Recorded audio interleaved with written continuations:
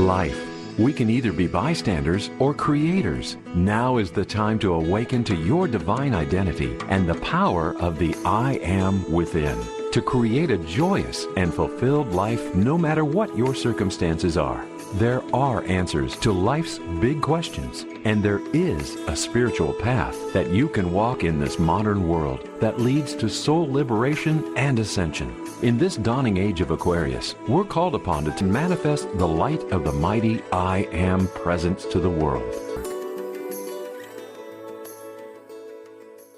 Picture a man standing at a crossroads. One path is worn smooth, easy to walk, leading to the same routine he has always known. The other rises steeply, rocky, and uncertain, but at its crest shines a golden light.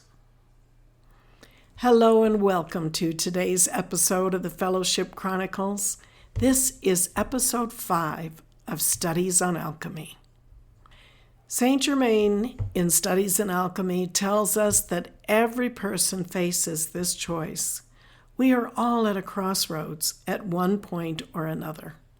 The question is simple. Will you choose freedom or will you choose fetters? The now of the present hour, Saint Germain writes, must be utilized as a chalice of spiritual opportunity. Too many people live in regret over yesterday or fear of tomorrow, but alchemy works only in the present. Paul said it this way, "Behold, now is the accepted time. Behold, now is the day of salvation." You can't change yesterday and you can't live tomorrow, but today, right now, you can begin to transmute. Saint Germain paints a vivid picture of our limitations. He calls them ghosts that parade upon the stage of mortal existence.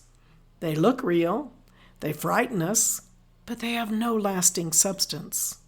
Eternal reality waits behind the curtain, ready to shine forth once the ghosts are dismissed. This is why Jesus told John the Baptist's disciples, when asked if he was the one, "The blind receive their sight, and the lame walk. The lepers are cleansed, and the deaf hear." These were not just miracles, they were demonstrations that human ghosts of blindness, deafness, and despair can be replaced with divine reality. Another lesson Saint Germain presses is the importance of exchange. Each person carries with them an abundance of something. Wisdom, compassion, courage, joy, and yet our neighbor may be starving for exactly what we have in surplus. So often, a life stream may have in abundance the very qualities in which his neighbor is lacking. Exchange your virtues by exalting the valleys of another, and trust life to remove the peaks of pride as well as your own. Doesn't this sound like Paul's teaching? Bear ye another's burdens, and so fulfill the law of Christ. Spiritual alchemy is not only personal, but communal. We rise together. Saint Germain's bold here. He says some things must be destroyed before new life can be built. The base elements of greed, vanity, and selfishness must go into the sacred fire, so that compassion, freedom, and love can emerge. He reminds us that even when life feels like making bricks without straw, there is always a way forward. The challenges that look impossible are only invitations to prove that spirit can overcome. Humanity has been too content with old patterns, he says, clinging to outworn concepts like dog-eared garments. But just as people once resisted Columbus's claim that the earth was round, so many resist the possibility of real change today. Jesus taught the same principle.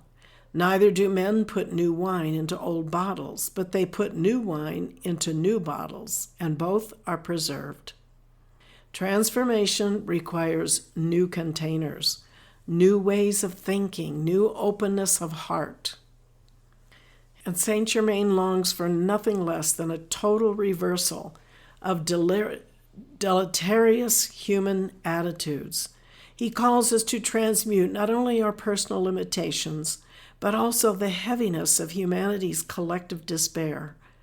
Each person who dares to change becomes a beacon of light for the world. And here is the heart of the message.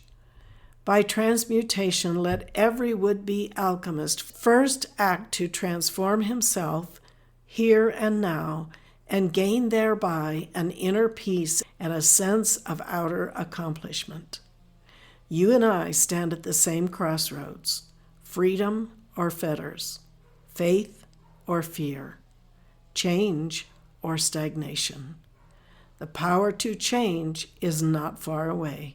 It is already in your hands, in your heart, in your prayers.